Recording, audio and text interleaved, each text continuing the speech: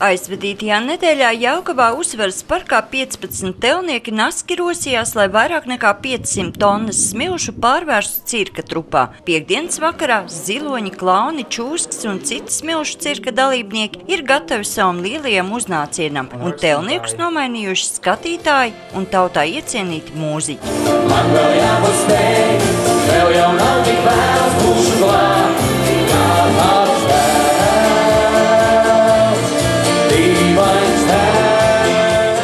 Kamēr jaunākie apmeklētāji fano, citi apskata un fotografē krāšņās skulptūras. Mēdz teikt, ka cirks ir viena no demokrātiskākajām mākslām. Lielākā daļa uzrunāto gan pat īsti nespēja atcerēties, kad pēdējo reizi ļāvušies maģiskajam valdzinājumam, tomēr atteikties no smilšu cirka apmeklēšanas nav spējuši. Ar ko tad jums cirks asociējas? Cirks, kā jau lielākā daļa ļaušu, klauni, zvēriņi, vingrotāji, žonglieri, tā. Visiem. Vai kad pēdējo reizi ir nācies būt cirka arēnā? Gočo, kad mēs bija cirkā, Arvijā. Un tā bērniem ir būt. Vai jūs esat pirmo reizi atbraukuši uz smilšu festivālu? Pirmo reizi, jā. Kāpēc tieši šoreiz? Tāpēc, ka draugs ir uz ledus festivālu bijis, pagājuši gadu jau uz smilšu festivālu, tad šoreiz mēs vienkārši paaicināja līdzi un ļāvāmies arī. Patīk. Jā, tas jau tās gada notikums, kāda nenāks. Viena mūsu pilsētā te patām tādas lielas lietas notiek, kā lai nenāk. Tas ir ļoti jauki.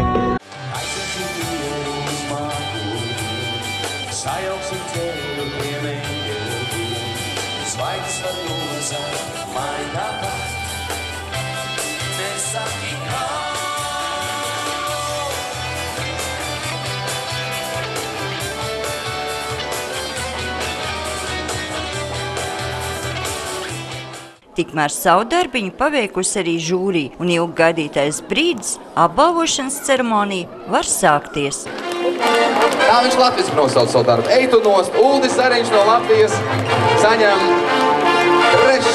vietu. Eitu nost izrādās ir skatītāji, tādi, kādus tos iedomājies telnieks Uldis Zariņš, jo pats mākslinieks cirkā nekad nemaz nav bijis. Kā var izveidot tēmu cirks, ja nekad nav redzēts, kāds īstenībā notiek? Televīzijas laikmets. Kad es biju maziņš, man bija ļoti liela vēlēšanās kādreiz aizbraukt uz cirku. Un vecāki man solīja, bet es daudz viņu redzēju pa televizoru, protams. Tā ir tāda lieta, ko padomju televīzija bieži pārēdīja. Un kaut kādā vienā brīdī man izveidojas tāda neliela, tāda tā kā es nezinu, tā vide man likās tāda nedaudz sveša un tāda drusciņa varbūt pat biedējoša, noslēpumaina, jo tā ir pilnīgi tāda sava pasaule, kura ir it kā jautra un it kā radīta priekš mums, bet viņa dzīvo kaut kādu savu autonomu dzīvi un savas tās īpatnības un savas tās saudabības dēļ viņa man vienmēr ir bijusi tāda neliela tādu tā kā pietāti izraisījusi, vairāk tā. Klauni vienmēr, protams, ir bijuši izņēmums.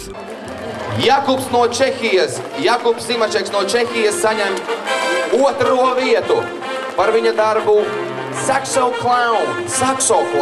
Aplausī Jakubam!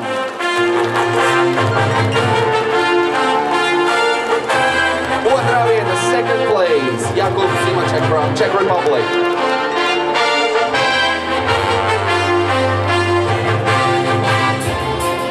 Congratulations to Jakub! Konkursu pirmo vietu iegūst Kārļa ielas veidotā skulptūra Kauliņi ir mesti. Pats telnieks gan jau ir devies uz nākamo konkursu, bet par savu darbu, ko par pašu labāko uzskata arī daudz skatītāji, anotācijā raksta: dzīve ir kā cirks, riskē un spēlē. Iet līdz galam bieži vien nozīmē beigt spēli un arī dzīvi. Bet, kad mūziķi jau piekusuši spēlēt un karsto sauli nomainījusi krēsla, apmeklētājus gaida pārsteigums un eksperiments vienlaikus. Dizaineris Raimonds Cīrulis kopā ar telnieku Ģirtu Burvi izdomājuši īpašu tehnoloģiju, lai skulptūra laivas, kas arī veidot no smiltīm, kļūtu par pirmo smilšu uguns skulptūru.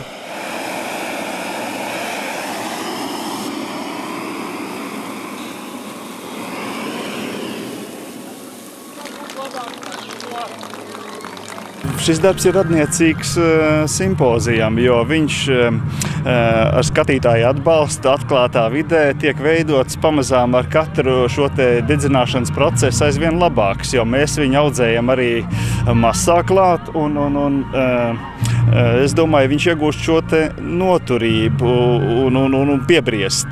Es domāju, ja šī tehnoloģija attaisnosies, kā mēs esam domājuši, tad mēs varēsim piedāvāt jaunu formu, jaunu veidojumu un materiālu, ja, kaut ko tādu nebijuši pilsētvidē, kas ir līdz šim nebūs ar ko salīdzināt.